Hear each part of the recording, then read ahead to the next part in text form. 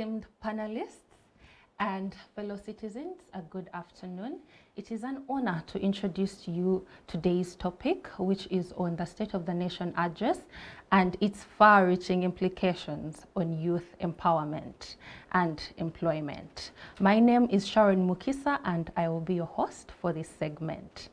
As we gather today, we are building on the momentum generated by President Museveni's State of the Nation Address on 5th June 2025, wherein he highlighted the government's efforts towards addressing youth-related challenges and in particular unemployment. He also emphasized that the government has taken measures to equip the youth with practical skills through the zonal industrial hubs, through industrialization, job creation, and all the others that he mentioned in the State of the Nation Address. So today's discussion is going to center around looking into the effectiveness of these initiatives. And with me, we have an esteemed panel that is going to guide us on today's discussion. And I believe we are going to have a fruitful discussion because we are well positioned with experts. So in no particular order, I will be introducing our guest and panelist as well, Akello Peace. We are very happy to have you here. Happy to have you too as well, if I may say that. Thank you. Okay, so the next we have a popular face on this show, Brian, Aruho. Nice to have you again. Thank you so much. We are looking forward to hearing your perspective and your views. And Faustina, it's a pleasure having you back on the show. We are excited to get into your view of what went down on 5th June. So starting off with understanding what exactly is the State of the Nation Address, something that our panelist Brian will take us through. Yes, Brian. All right, thank you so much. I think the State of the Nation Address to begin with is something that has to constantly keep the country moving. The president acts in accordance with, and usually starts that at the beginning of his speech, that all these things that he's doing are enshrined by the Constitution. And when you look at Article 101, Sub-Article 1, so then you get the general flow of what it is. But the State of the Nation Address, by and large, is more or less a guidance tool for not only civil servants, but the country at large. I'm not just looking at this one generally. From way back, the president has come giving a State of the Nation Address. The State of the Nation Address, in the Ugandan perspective, is to show you where we were, where we are, and where we intend to go. It's more or less what you would call a national development plan, but under the presidential speech. Now, the most recent one, this one, has been more on the skilling aspect. Importantly, it has been on the industrial hub experience of Uganda. And you see, he tells you that when they came into power in 1986, then things weren't that good. And he starts off by saying, in his speech, he tells you that the time we came into, by and large, Ugandans were moving by subsistence farming, which was at 99%, and then now you have it going down to 33%, which he says, you know, that's a commendable journey. But by that very end, he's also looking at the aspect of bringing the youth through the skilling in the industrial complex, saying that these people need to do these things regardless of their financial backgrounds, regardless of their educational backgrounds. And he emphasizes it that for you to participate in these things, provided you're youth, you don't need to have done primary or O-level or A-level. I mean, come and do whatever skill there is, and then it's more or less like saying, we want to give you a backbone and tandikwa. So by and large, I think this national address was specifically on the aspect of skilling, the hand skills. And yes, whereas the other nitty-gritties have, I mean, the other things have been the same all the way throughout, or this is the history of Uganda, this war, as I've told you before. President Museveni's speeches have been more or less very consistent. Begins with our history, goes down to what is pressing currently, and then the conclusions and recommendations. So yes, by and large, that has been it. Okay, that has been quite an expressive discussion on what the State of the Nation address is. So diving into, I would go to our panelist, Peace, Akello. Diving into what he has said, he has explained to us what it means, what the State of the Nation address actually means. And considering Uganda's natural resources, its revenue, income, exports, and things like that, what do you think should be the prioritized industries for the youth in job skilling? Right now, people are into things like tech, manufacturing.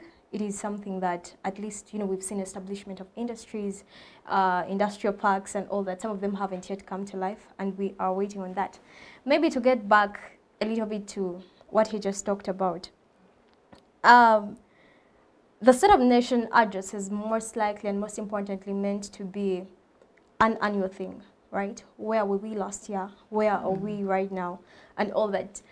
But it sounds more like a very good rhetorical stage for, 1986, and it's 2025. It feels more like a recycled thing here and there. You talk about industries, we will talk about agro-business, right? And these are things that we ought to invest in. We've had the skilling. Skilling doesn't tantamount to employment, most importantly, because people have been skilled way back. I was young, like in primary, and I was seeing people skilled. When you talk about, let me major on agribusiness, we ought to be able to invest and, sustain these things. But we don't go to the depth of the actual numbers, right? If they're telling us the numbers, these are numbers that are not at least evident in our communities. Maybe getting back to the PDM, where we had the president having the tours and all that. And in the speech, he somewhere said that you get 1 million and then you're going to get profits of 16M. Yes. Listening to people who are way older than me discussing the same matter, they say it's very unrealistic, right? Most of the farms that the president visited are not really a 1 million thing. It looks like these are things that have been there for a couple years, and people have had steady progress. I don't really think that the net worth was like at 1M, now it's growing. So it comes back down. We've seen government investing in young people, most importantly on political grounds, that it is going to be a sect of young people who support a particular section who are going to be given money without mentorship.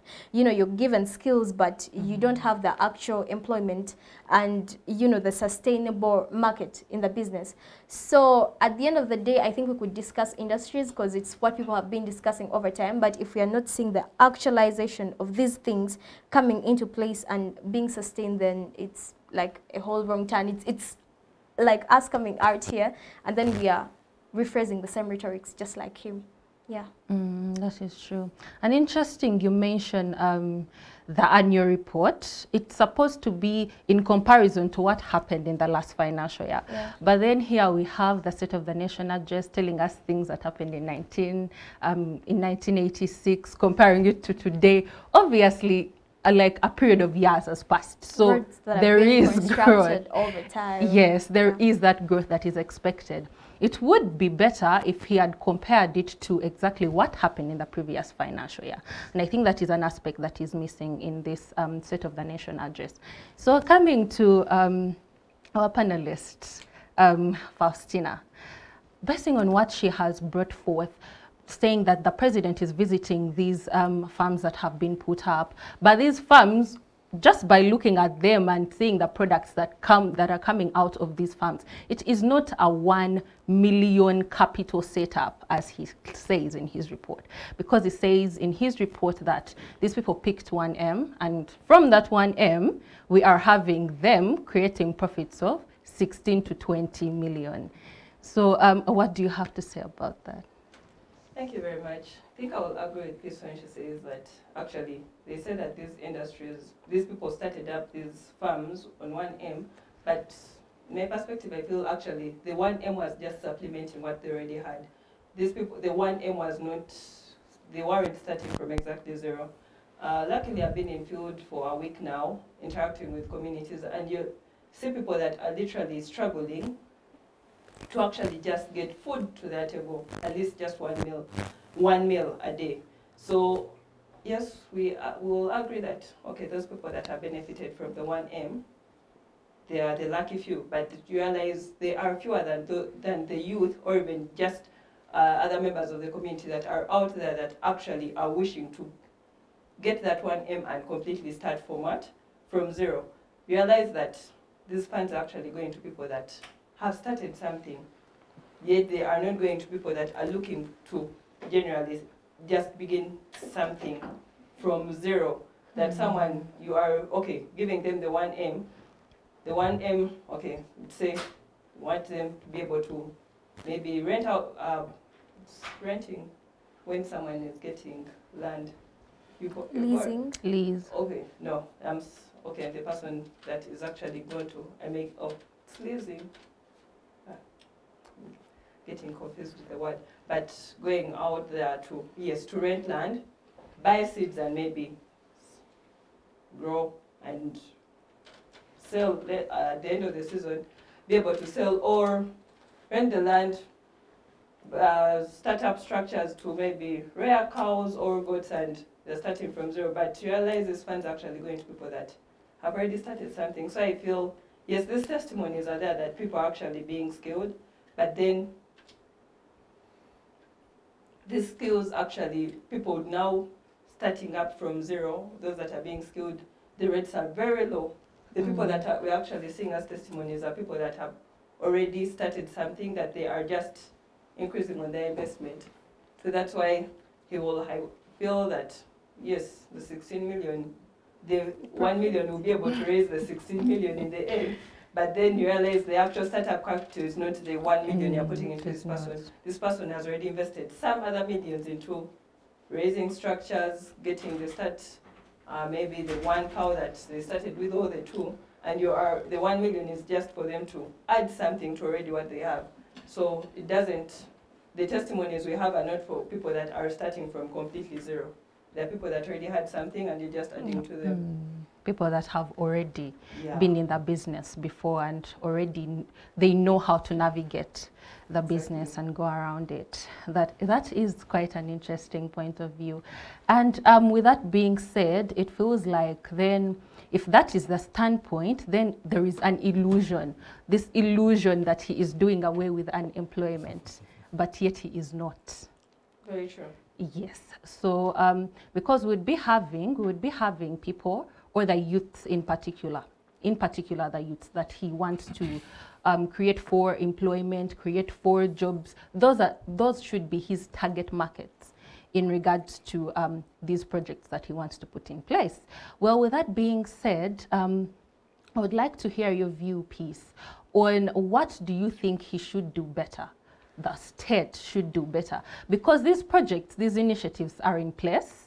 He is going to come, let's say 5 years from now, read another report, and still the same, rhetorical, beautiful language. We have made it 10% now better than how it was. But what is on reality, what is on ground, is that the rate of unemployment is still very high. So what do you think the state should do better? Is it more initiatives? Is it, what else do you think the state should do? Okay. How old is our youth minister? I don't know. But all I know is that he's 40-something and above. It comes back down to involving the young people, right? What is the selection model of the young people who are accessing these funds? Who is in the tracking system of the people who are getting these funds? Are there reports, are there reviews of young people themselves, leave alone that, now the Prime Minister has done this, and then we are having young people involved in it. Let's look at, the PDM. We never have a very detailed failure and success track, right? At the end of the day, if I come and tell you that the rate of inflation has been maybe at 2%, and now it's at 3%, whatever it is still progress. You get. But then when it comes back down on the grounds, when it comes back down to the young people who are into these things, We talk about industrialization and manufacturing, where we say that Uganda has, you know, a good number of cheap labor, skilled and unskilled, semi-skilled and all that. The young people who are in these manufacturing sectors, in the factories, doing the packaging and all that, how much are they earning out of it, right? That in a span of 2-3 years, they're able to come out and establish something. If they have established something, what are the, because we have a number of startups in this country, and then someone will tell you that if it survives a year, then in the next 3 years, it won't be able to stand, right? So we ought to be able to answer those questions. Why are we having startups that, you know, are not being sustained? And then, like we talked about skilling, right?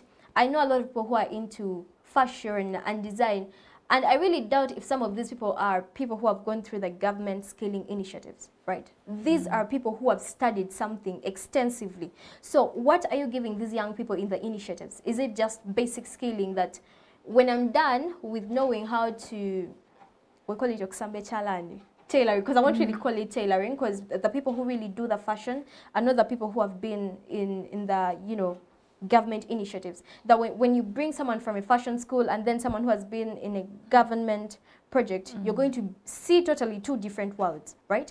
But then these are the people you want to come out here and be able to compete. Let's talk about when young people are always given handouts. You know, we are seeing workshops here and there, which are always probably giving young people transport refund here and there, but is really that what we basically need? Our voices, how do we talk about the things we want to invest in? There was a moment we were having a conversation, and it was about, you know, agribusiness and export, right? Come back down to ask yourself, who are the people in these businesses? It comes back down to people who are linked to, you know, the big people in government and all that. So for the young people who want to start up these businesses, can they be able to sustain them? What kind of research and knowledge, because these things need knowledge. At the end of the day, it's not just a skill. You know, you're going to need the knowledge to sustain yourself in the business. Because if I want to start up, let me say, a farm, I probably have one cow, I don't even know. And at the end of the day, if I'm going to do exports, I ought to be able to sustain the same quality over and over again. Now, can our young people who are skilled in government initiatives come and be able to deliver this? At the end of the day, it is a no. It is the young people who are well connected, who are getting these funds, and then they're coming out to give testimonies on behalf of the wananchi. The president didn't address, you know, the political situation of young people, right? The young people who want to participate in politics and all that. Right now, you're having I've seen testimonies of some people in Noop saying they're being denied access actually to nomination of, you know, youth structures, right? Some of them were taken out of the registers. Yet in actual sense, you need all these voices. The youth need voices more than they just need, you know, skilling workshops, and then they're coming here and then, you know, having a meal and all that. So it comes back down. This people are not looking at actually something that is sustainable. That's why we are just having refined speeches. That someone is coming out here to talk about road construction. Actually, you're making promises. One of the things that I took away from the State of Nation address is mutegeka kalulu. Every now and then, oh, you know, we're constructing roads, agriculture, this, mutegeka kalulu, mutegeka kalulu. So at the end of the day, it is coming, if you're to read it from the start, right, and the end, it comes back down to the NRM, you know, preaching, and then somewhat watering down the civilian and saying, oh, you know, opportunists have infiltrated the NRM and the army, and these people care about themselves. You're not combating corruption. You're not telling us the reports out of the initiatives, the Youth Livelihood Fund. How many young people are able to go through these things and then, you know, come out and sustain them and be able to groom and mentor other young people? We don't see all that, so somewhat it doesn't make sense. Yeah. That is an intense perspective. Yes, and it is true. Someone from a government initiative and vis-a-vis someone who has studied and funded their education in a particular field, putting the two against each other, you'd really see a great difference in what they produce and in what they are doing. So that really shows that there is a gap in these initiatives. There is something that has to be done to put them to the very level, because there was a time when people were asking, yes, there are UPE schools, there are, you know, these secondary schools as well by the government, but you'll not find a minister's child in those schools, because they also know the value is different when you put someone through a UPE school and vis-a-vis someone who has gone to a private school. So they understand, they know where the gap is. That is why they cannot bring their own. So these are gaps that need to be addressed and probably have to be looked into in order to get out something that is really effective and progressive. So Brian, as she has rightly pointed out, that, you know, we are seeing these two, we are seeing people that are coming out of these initiatives not really equipped very well with these skills, as per the government says otherwise, of course. So what else do you think that the government should do? Because these skills are in place, they have put there, they have taken the youths, because youths are there, they're training, people are there. When you go to those initiatives, the youths are there. But when they get out here, they cannot compete with someone who has gone to a private university, a private school. So how else should the government navigate this gap and fill this gap? Thank you. You know, there is an African saying that cannot fatten a bull on a market day. I want to believe that government is trying what it can do, but there is the issue of, I think, hiring. I don't know what they are rushing towards too. This whole process had to be benchmarked before, because then when you do benchmarking, you then assess what falls within our budget. What can we handle? It's not about chewing everything that is thrown on your plate. That's why when you go to a wedding, the good meals are usually at the end, so you have to plan accordingly. You don't come, you put cassava, then you put chicken, then matoke. No, it's a systematic flow. So I think I want to believe that the people that were sent to do this earlier assessment did not do it quite well, because you need to look at and just to give you a reference, when the former president of USA, Barack Obama, during his last rallies of his first campaign, he stated it very clearly that amongst the very many other things he wanted to do was to handle the main age bracket group, which was 22 then, when he was going to contest the very first time. America had the biggest, in their nation's history, the people who were in the age of 22 years were very many, and then you had rampant gun violence, you had all these issues. So he said, I want to tackle that 22 age bracket, that 22 age group.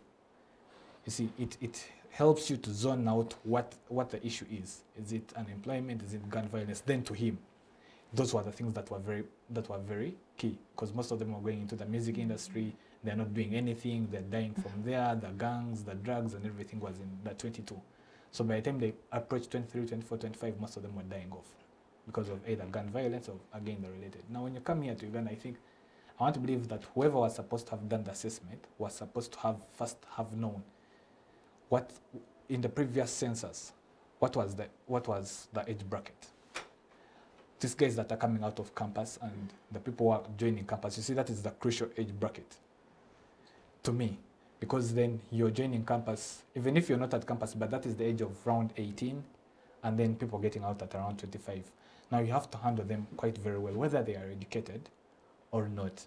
You're supposed to assess, because then you get to know that if we skill person A, B, C and deal with A, B, C, they can come out and do something. But when you just hurry and bring up a program, it becomes very hard. That's why she's saying you cannot compete with a person who has gone to the private institutions, because these are institutions that are first of all established with, because you see, private institutions have to market themselves, but they market themselves through the cream that they send out.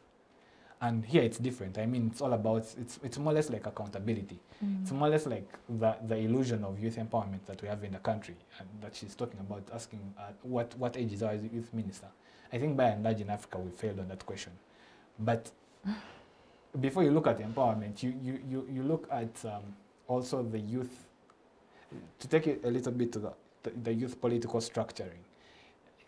We have a large group of people who are just youth politicians for.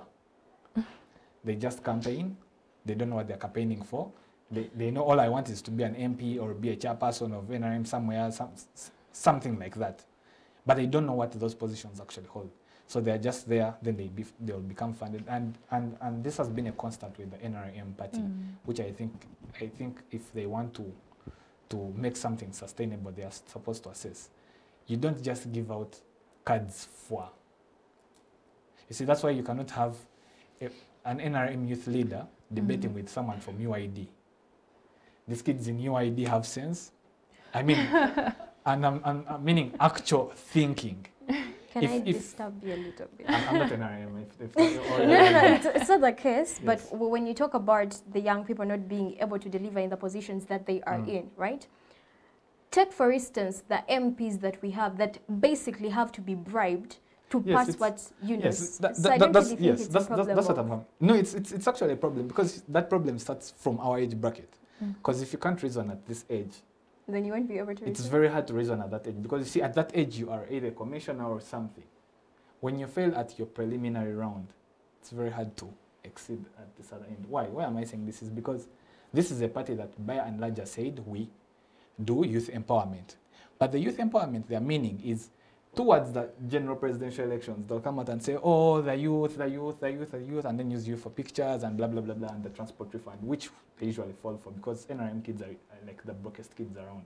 So the transport refund has to carry through, the food allowance has to carry through, but it's not the, if you have sat down with kids from UID, that is the youth branch of DP, Alliance for National Transformation, those in UPC, when you sit, and GEMA respectively, if you sit down with them, they actually have the brains.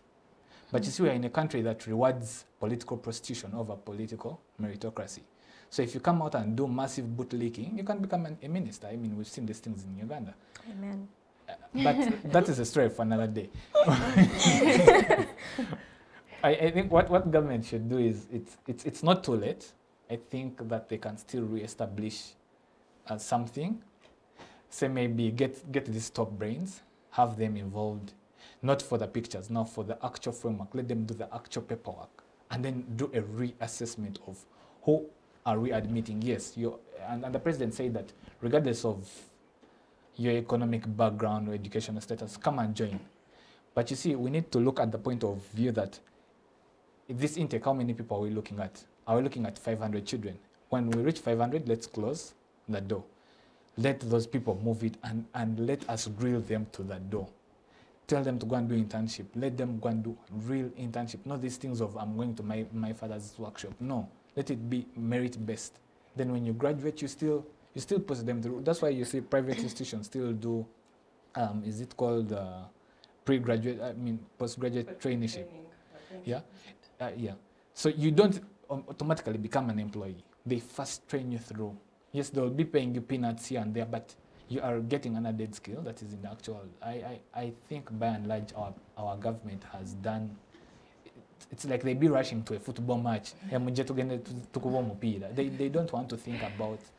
But and she said the president has. I want to believe him as he has done what he has done. I don't want to blame him a lot. I want to blame the technocrats because systems are run by technocrats. Yeah, but either way, at the end of the day, you seem to disagree. But at the end of the day, whether she disagrees or not, the fish never rots from the tail. Fish rots from the head. That's how it flows down. Okay, my question would be, right? You're telling us how the system could still save a lot.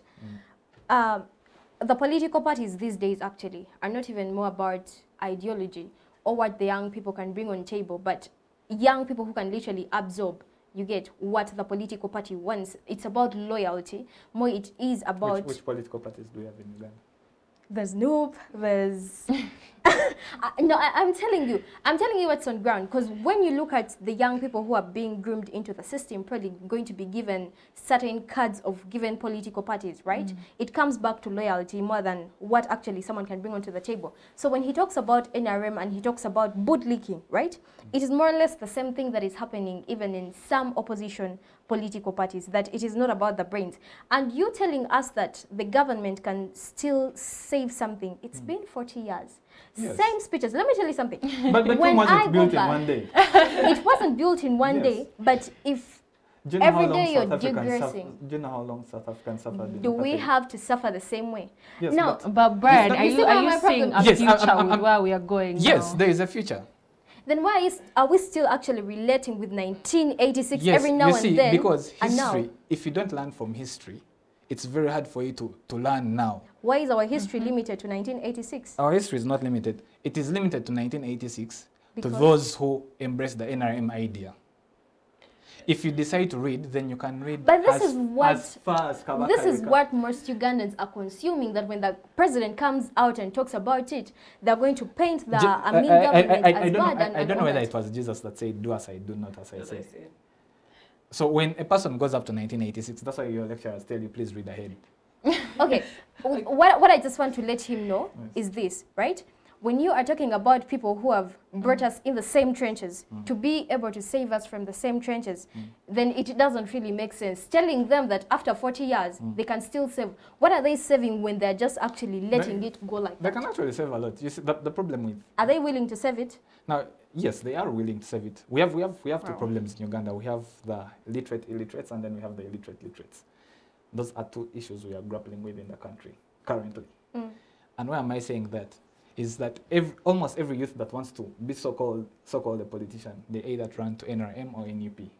Why? NRM is going to give you the facial value of you being a youth leader. So TV. What do you mean, the facial value? No, because they don't know these things. They are blank kids. So they're invited to Twitter spaces and what they blabber a lot on the surface politics. You cannot have a discussion with them based on bills, actual democracy. Take them to the history they know is 1986. Then the genocide that happened in Rwanda. That is the history they know. Then they can quote a few names: Kano Muhammad Gaddafi, blah blah blah, Nelson Mandela. Those are the things they know. Okay, but so NRM gives them a facial value. And if you've listened to NRM, most NRM, even MPs, if you've listened to them, it is the same Kwagamaya. They don't think beyond the master. Wow. Now, when you go to NUP, NUP gives you both the facial value and the numbers. So whether you speak sense or not, you have numbers. Because you being in opposition, you ought to have numbers. Now, if you come out and say, I'm saving a vehicle, the usual funny, short, brief statements, you are then seen as an elite. That's why they do not run to DP. That's why they do not run to GEMA. That's why they do not run to ANT, because I understand ANT for you to pick the... Someone told me, I'll not disclose the name, he told me for you to get the card, you have a one-on-one with General Mugisha Muntu. You are benchmarked, so you don't pick their card for.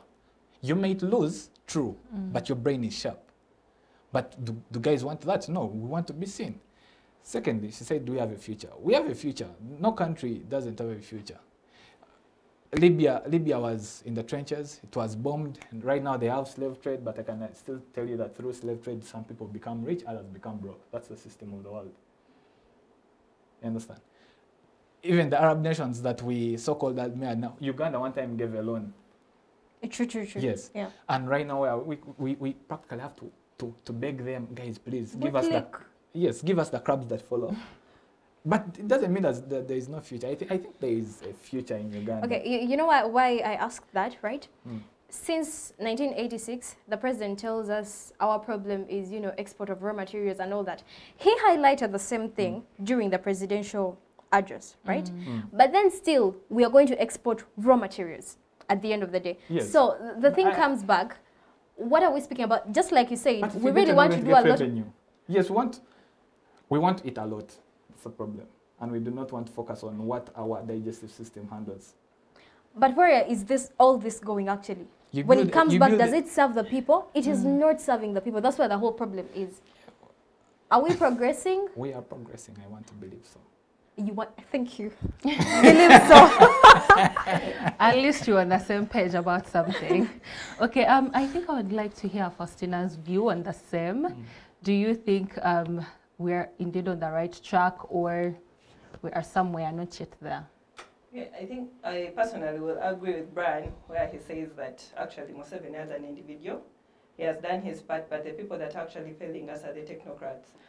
Going back on the skills, where he talked about benchmarking, when you look at the list of the skills that are being offered at these the innovation hubs, skilling hubs, realize, okay, they may be favorable for a certain group of youth, those mainly that have not been able to go to school, those that are in the villages. But But now when you look at those skills and relate them to the youth that are in urban areas, that have gone to school, those are skills that are looked as backward.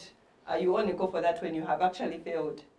Like you have failed. When the world has closed you. The world has, it's the end for you. Yeah, you tell someone that has gone to law school to go back and do carpentry, like, okay, what did I waste my 4 years in school for? Like, when you look at the skills that are there, that the government is investing into actually skill the youth and get them to maybe startup jobs, and relating them to the youth that now that are in urban areas and have been able to attain a certain level of education, they're not things that these youth will willingly go to because society will look at them as failures, yet the government is trying to improve on the status of this youth. So it goes back to the technocrats that were supposed to benchmark and know where the government should actually invest these funds.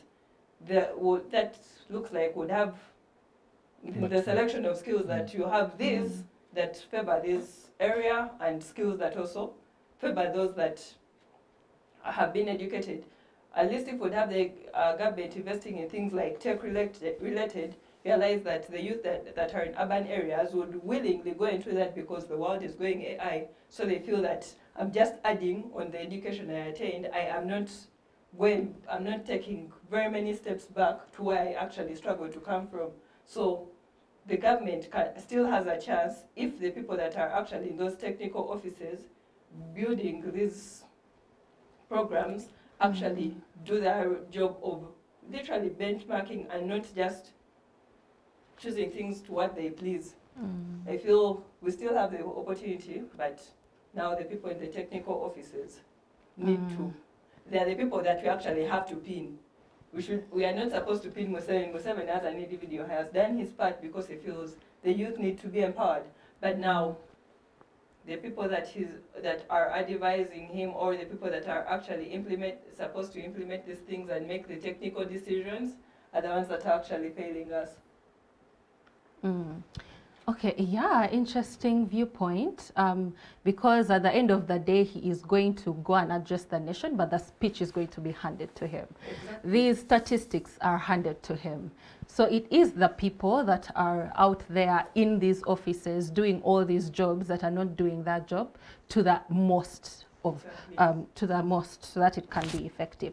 And when you say that the society looks at these people as failures, you know, me going back to join an initiative, the society will sort of like shun me and put me aside and view me as a certain individual. But I think it comes back to the kind of skills you're going to get. Whatever you're going to get in those initiatives, it's still not going to be the same as someone else who has gone to a private institution. So if they were at the same level, I don't think anyone would have a problem with it. People would be branching off happily. Oh, I'm stopping in senior 4, I'm going to join an initiative. Maybe an IT something funded by the government. I think we have a lot to look into in terms of that. Well, so far it has been such an intense and amazing discussion and debate, allow me to say. And we shall take a break from now, and we shall be back with more in the second segment. Digital rights are those human rights and legal rights that allow individuals to access, use, create and publish digital media, or to access and use computers, other electronic devices and telecommunication networks. Digital rights include a right to freedom of expression, information and communication through technology, a right to privacy and data protection, a right to credit for personal works, a right to universal and equal digital access, a right to identity, a right to anonymity, a right to be forgotten, and a right for protection of minors, among others.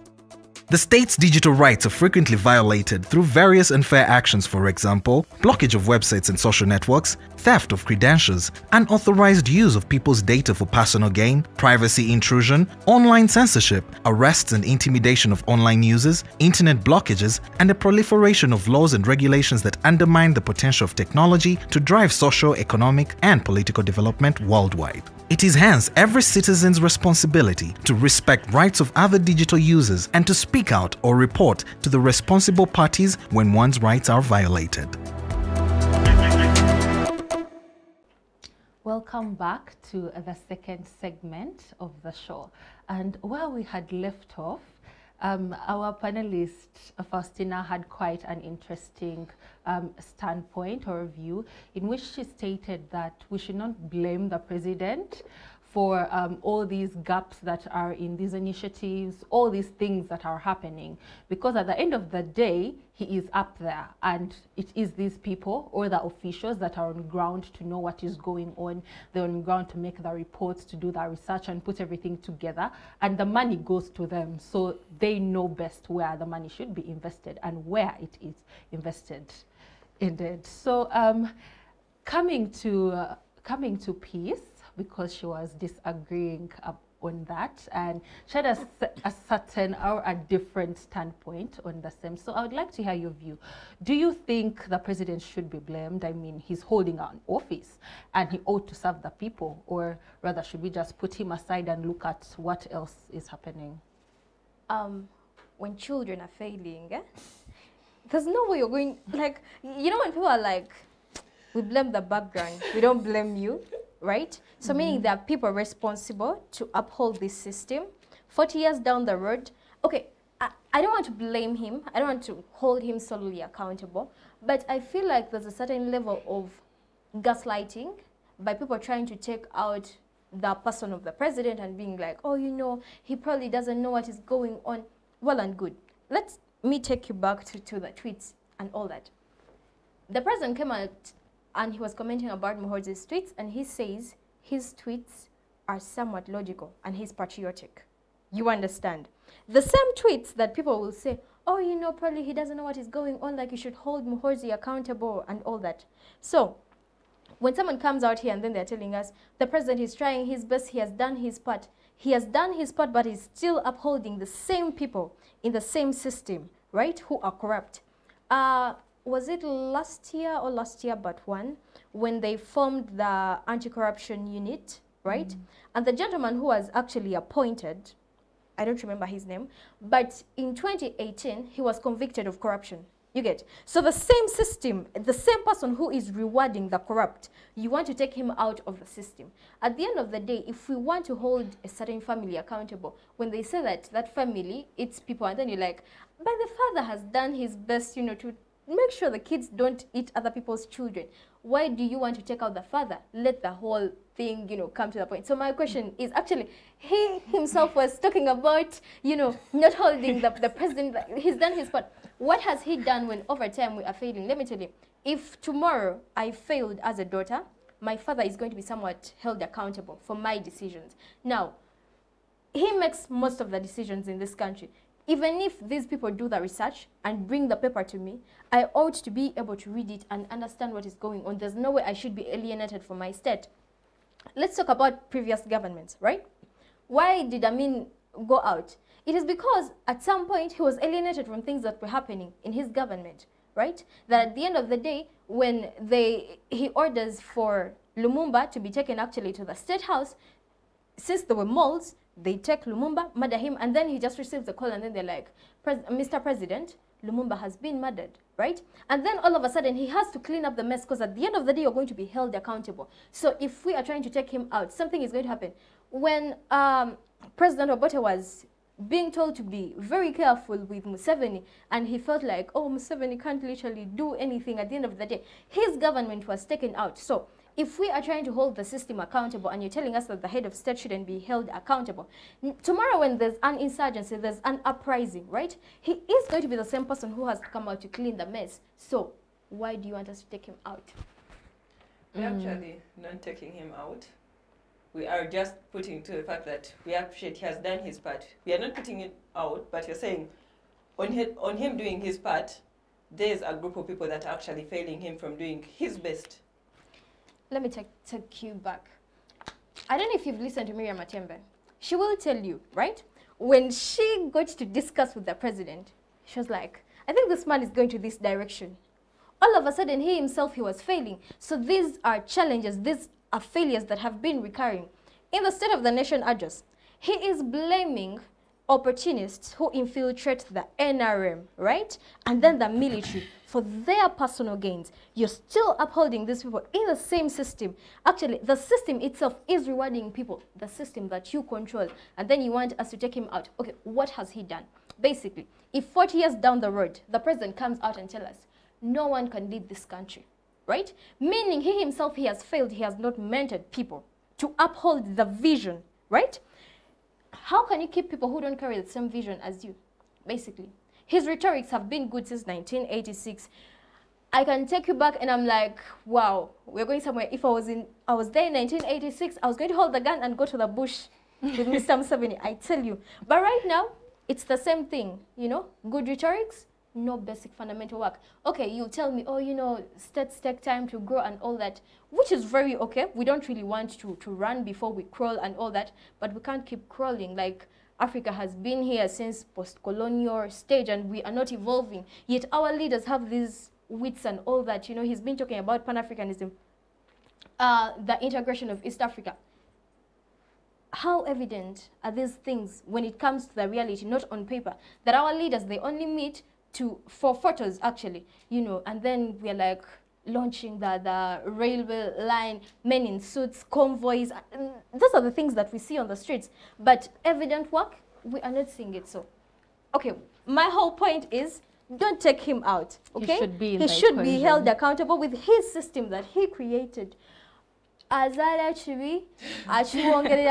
You produced your thing, please be accountable for it, basically. I'm done. Okay, I think what I'll take away from the entire submission is, okay, because Museveni as a leader, he has people that are looking up to him, and as the top team leader, he's supposed to mentor those that are under him, his subordinates, mentor them and empower them to actually do what he actually envisions. So the point that you want us to actually put him in the equation is maybe to hold him accountable when it comes to mentoring and ensure that the people that are even for the decisions that are taken, he should be held accountable. People are going into basements and he's alienated from that fact. When tomorrow people choose to go to the bush, you think he's going to be spared just because, you know, he didn't know what the army was doing. The army is raiding police stations, right? The same army that you consider disciplined. Like, make it make sense. No, the thing is, in leadership, as the person that is on the top, you won't come down and do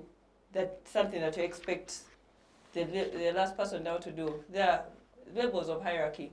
If you come down and do that, you are showing that they are literally useless and you don't need them. So, as the part that we need from him is to actually now get his people, his team, to do what exactly he envisions, not to do as they please, because as it's an entire team, they're supposed to work as a team. So, let him just have to get them straight to their what?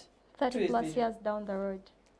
It's not easy to realize this is not easy to be the president. That it's not easy, actually, putting it away from just being a president. Let's, Brian, allow me use you as an example. As guild president at Cavendish, I believe there are times you struggled where you envision that you want your cabinet to work this way, but then your cabinet members are doing the opposite.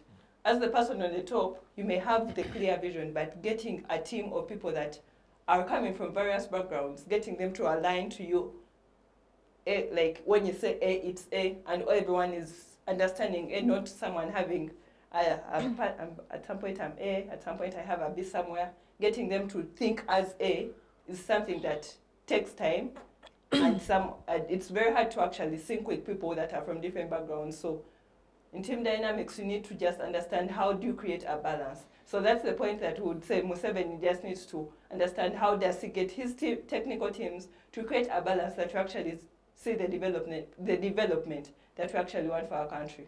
It's not making sense. Brian, being used as the example in this equation, now we believe you do have the experience from a president's point of view. Do you believe that he should be taken out of the equation of the blame, or do you think that he should be held up accountable for his actions? I honestly want to submit that question is submitted on two grounds. One, that President Museveni should be held accountable as well, part of the equation. But then secondly, that there are certain discussions that he should be pulled out of. You see, systems are made They are not made by machines, they are made by us. So they can fail, they can succeed, they can try. There is usually a middle ground. To begin with, I think why President Museveni should be held accountable with the whole system thing is because some of these positions are appointive. Now, when you have the powers to appoint, I'll give a scenario in how I appointed my ministers. I didn't appoint them based on who shouted the most during campaigns for me. It was based on the faculty you are in and what industry I want. So I wouldn't get someone who had done BBA and make him Minister for Justice and Constitutional Affairs. No. I first made sure that all those that I wanted on my cabinet were GRCs. So you first pass through as a GRC, then I appoint you as a minister. I did not bring anyone outside the wedlock. You pass through and then I say, okay, I think you are best fit for this position because then I know you have a higher CGPA than this person. So in that myopic thinking is that you can do better as Minister of Justice and Constitutional Affairs. So I believe that President Museveni should be held accountable on the part that the people who are failing in certain positions are appointed politically. For example, ministers. I want to believe that President Yoweri Kaguta Museveni still has time to clean that part out. Because you see, we are going in for general elections and after that you have appointments. I believe then he can say, let's reduce on the number of cabinet ministers that we have. You understand? Then you look at the question of quality. Honorable Dr. Chris Baryomosi is a medical doctor. But he would have been appointed. It would have been a good appointment if he was put in Minister of Health, not as Minister of National Guidance, ICT, and the related. You get someone who has done software engineering or the related, because you see that is their field of expertise. You understand? That is how you do work. You see the way Honorable Norbert Mao, he's renowned, he has been an advocate and the related. So him coming out as Minister of Justice and Constitutional Affairs, you say, okay, to that extent, yes. You see Dr. Diana Twine, no one is going to question that she's not a doctor. So when she comes out and she's the permanent secretary, as well as Dr. Musenero, as well as Dr. Ruth Aching, you see those are quality-based. They have their other flaws, but you appoint someone as per what you know they are meant to do, not because of the related. Now, when you come to ministries such as Ministry of Youth and Children Affairs and the related, you then get a person who falls in the definition of what a youth is. So you do not say, let's use the UN Charter, let's use the UDHR. No, you say, let's use the Constitution of the Republic of Uganda. What does it entail, the age bracket of Ugandan to be? A youth, rather. You say it's between this age to this age. Then get someone who falls within that age. Go to Ministry of Energy and say, we want specialists, people who have put their time and understanding in this thing and put. This is the same way you do not go to Bank of Uganda and mess it up. If you look at the governor, if you look at the deputy governor, these are financial analysts. These are guys who have done SCCA, have done their CPA, are doing their CTA. They are approved tax advocates, you get. That is the same quality. So if you come out and then you appoint every Tom, Dick, and Harry, and they do bad, you then have to be held accountable with them because they are portraying what you think. If they come out and they speak Kwagamaya, it's because that's what you've made them do. You've reduced them to mobilizers. I painfully say it that, and I've said it a number of times to my colleagues, that Uganda, we do not have a prime minister. You understand? The position of a prime minister is strong in any government. But you have a person who is, I do not know, between the lines of a comedian and a mobilizer. And this is not personal attack on the Right Honorable Nabaja Robin. I respect her. But if you look at the quality of prime ministers Uganda has had ever since our independence, this is the worst. That is a fact. Even then when Milton Obote was the prime minister, that was quality. Even when you bring in Right Honorable Amama Mbabazi, that was quality. Look at the prime ministers Uganda. This is the only certified clown that we have. Yes, she can represent us, but she's not that. We had Right Honorable Rebecca Kadaga. You understand? So when you get a person like that and you make them a deputy prime minister, you're just throwing the country to tatters because, yeah, you're having a person who has to balance between being an NRM mobilizer, a dancer, and a clown, as well as being a prime minister. You understand my point? That is it. It doesn't need general science that, oh, A, B, C, and D. These things are... The problem is NRM people will take me as a bad person, but that's the actual truth. But then why should he also be excluded is because at a certain point, I think certain things just get out of your hand. You imagine, you plan, you strategize, the execution fails. She talked about basements and the related. This is a new terminology that has come in the Ugandan political scenery. Basements being used as, I mean, in quotations, Indoctrination centers. I don't know, whatever you want to say. I think the image is that they are language education centers. Yeah. Yes, but then when you see what it transitions into, people coming out and they can't speak, then you want to ask yourself, had this person been taken for language classes or with some other physical training altogether? But you see now that is outside the president's power. You understand? Maybe what he can do is, you see the president is an overseer. Implementers are technocrats. So I'm saying it should be excluded because if you have a system running efficiently, whether you are in or not, it will continue running. You understand? You do not have to come and continuously say, it's like how NGOs work. If you see CCD, it will tell you, hello, how have you been? So and so I'm calling you from CCG, from Civic Space TV. We have scheduled you for this interview on this and this day.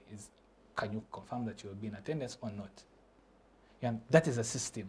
So whether the manager doesn't need to call them, oh, did you call these people? No. The people that were put in those positions know what to do, when, and how to execute. They do not need a follow-up. I think it's basic as that. So President Museveni, yes, to a certain extent, has failed on that other level of overseeing the implementation, but I think on the other end, he has worked. Yeah. Okay.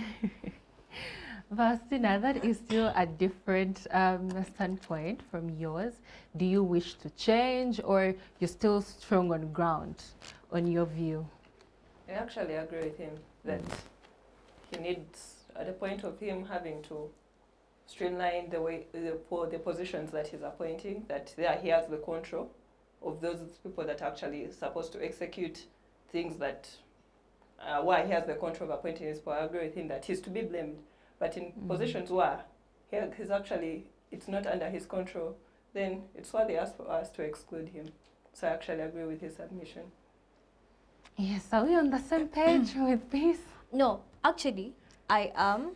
What I said is this. I can't come out and I blame Museveni for the failure of my local government. President Museveni. Sorry, I'm so sorry. His Excellency, the President of Uganda, yes. The person of the President. I respect the fountain him. of honor. Yes, sir. So, I can't come out and I'm blaming him for what is happening at local government and all that, right? I think what we are talking about is the national scale and implementation of things, just like he talked about appointment and all that. And I believe there are things that he has to keep under control, because if they go out of control, then he's going to equally face the consequences. That's where my worry is, actually. So, yeah. But earlier on you said you wanted this whole family to be eliminated for us to have... He is setting me up. She said you can take him, but if you leave... No. That is like, what do they call it in English? Figurative speech. I meant... Yes, but in summary, you said that... You're setting me up. It is a trap. No, but that's what... Isn't that what you said? You said for us to have a clean... Quoting your own words. You want to set me up. I'm not ready for the basement, basically, yet. Yeah. It's just the 2 days drive. No. Okay. Okay, having had that discussion, drawing back to today's topic on the illusion of unemployment through these youth initiatives and or zonal hubs that have been set up, job creation and industrialization, all that he has promised in his State of the Nation address. So as the question will go, I want to ask this question to all of you three, starting with Peace. Do you think it's an illusion of doing away with unemployment altogether, summing up the discussion? It is an illusion, actually. But I as well believe, just like they say, there's a little bit to save. Where I come from, people use ash to make bicarbonate of soda, which is again used for cooking. So at the end of the day, we ought to find solutions because we are having money being disbursed, right? We are having these initiatives. How are we making them work better? Just like he said, we ought to be able to have targets and see them to fulfillment. Because if we come back down, just like people say, or the president has done his part, you know, the technocrats are the problem. So it comes back down to the point of, you know, they've tried their best, but things just failed. Things just went out of hand. But that is not an excuse enough, you get? Things are going out of hand. How are we going to be able to handle them?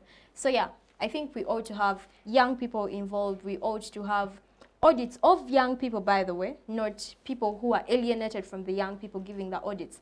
Like he talked about Minister, Honorable Minister Chris Bariomunsi, being the Minister for ICT, right? Is he able to carry the vision that the young people in tech have? Because we ought to have these young people being able to demarcate, and then they ought to be in control, because the world is moving so fast. It's not going to wait for us. When AI is evolving in 5 years, 1 year, it's not going to be the same, right? So if we don't try to catch up with the speed, then we are going to be left behind. So yeah, I believe we ought to be able to find solutions than actually trying to figure out whether it's an illusion or not, because it already is, but how is it, you know, becoming a reality? With that, do you believe that maybe the system has to change? Like the people that are there right now are not representing the views of the youth. Do you think they should take a step back and then we put youth in those positions and maybe we shall see a change? Probably, but still it doesn't solve the issue. So at the end of the day, we ought to be able to create certain things to work. Let me say we are having initiatives, right? Young people are being skilled. Do they have the markets? Because that has always been my problem. We are having women skilled. Can these women run businesses? Can they sustain themselves in the economy? You're giving us tax incentives. I saw they are passing a bill where we are being given tax-free holidays for about 3 years for startups, right? But how many young people are able to sustain startups in those 3 years that after the 3 years we are able to pay the taxes? If you go down and discuss with the people who are in business, they'll tell you how much they're suffering. You know, today KCCA is coming, the next day, you know, you have URA and all that. So it is not just about policing, but it's about, you know, maintaining the policies that you think are going to work, because at the end of the day, if they're failing, then it is wrong. On the same note of putting in young people, well, it may work, but just like I said, it can't really solve the whole problem. So how are we having young people independently coming up with their own initiatives, right? Teaching them accountability, not just workshops and transport refund, but can they see these things come to reality? Not just indoctrination, because most times, you know, you're having consultations with young people, but they're not involved in the implementation, right? They're just at the receiving end. So how are young people receiving these funds? How are they able to track the funds? How are they being accountable for the funds that they have? Because some of us may want to get the PDM money and first go and chill at the end of the day, which is not going to sustain, you know, the whole system or the goal that the PDM is set up for. So yeah, it comes back down to accountability. And maybe for us as citizens, we ought to identify who we are, what we stand for, because at the end of the day, we are not going to blame everything on the government, right? I can't blame the government for flooding when sometimes they've constructed are they called ridges, Emiala, right? In my community, and then I'm dumping, you know, rubbish in there. I'm not, you know, cleaning up the trenches. So it comes back to us. It takes two to tango. The government can only do what it can, but we as well ought to support it to sustain some of these systems. So yeah, it is a win-win situation actually. It won't work from one end, because government will tell you we are disbursing funds. It may not be able to account for the funds, but the people who are receiving the funds, the middlemen, the people down here who are getting the little, it may be peanuts. Is it being able to be sustained in the economy at the end of the day? So yeah, that is it. We ought to be able to call them out when we are as well doing something. Yeah. Other than being on just the receiving end, we ought to participate as well. Okay, so coming to Brian, the same question centering around our discussion today. Do you think it is indeed an illusion of doing away with unemployment? Because the president may have his own view that, you know, people are being elevated. Everyone is above the poverty line now. Just, you know, 1, 2, 3 people are below it. The youths are being empowered.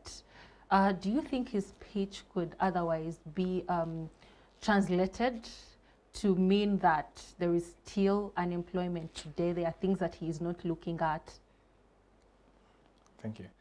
I want to believe that President Museveni's speeches over time have become motivational quotes. Reason is, you see, if you have listened to motivational speakers, I started this farm with 1 cow, with 1 hen, and those sort of things. First of all, there's no country in the world without unemployment. So you need to be alive to the fact. So you cannot say, we are going to have a zero down unemployment rate. That cannot happen. At least that's what my small brain tells me. Because countries have faced issues with, when America was going through the recession period, they hit an all-time unemployment rate. When Libya underwent the crisis that they had, people started opting, because you see the whole idea of the slave market, the slave trade market was, we abduct you, but people are taking themselves freely. Because, I mean, if I'm going to be paid, let me go instead of being shot. So there is no country, and South Africa has faced the same, Nigeria has faced the same. I mean, just look, even North Korea, South Korea have faced the same. So I do not think that Uganda is any different story. Every country has the wealthy class, has the rich class, has the middle income class, has the broke class, and has the poor class. There is no country without that economic structure. Even politically, it has the politically awake class, it has the trying to look like politically awake, and it has those that are not politically awake. Every country has those structures. So you cannot say, yes, Uganda has unemployment, which we need to handle. But it's not, when my colleagues talk about, especially like her and the like minds, when they talk about it, it's like, it's a timing bomb. If we don't do it right now, no. We are unemployed, that's the truth. But when you build systems, the systems generate what we are supposed to first know. I think our government, by and large, has failed to differentiate between wants and needs. We'll go and buy former speakers, Prado's, LC 300. That's not a need. That's a want, or they want.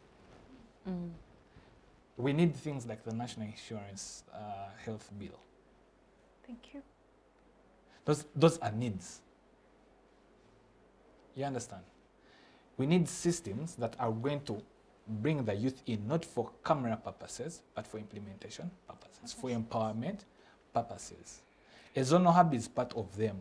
But when it is not criticized correctly, then you do not have good finished products.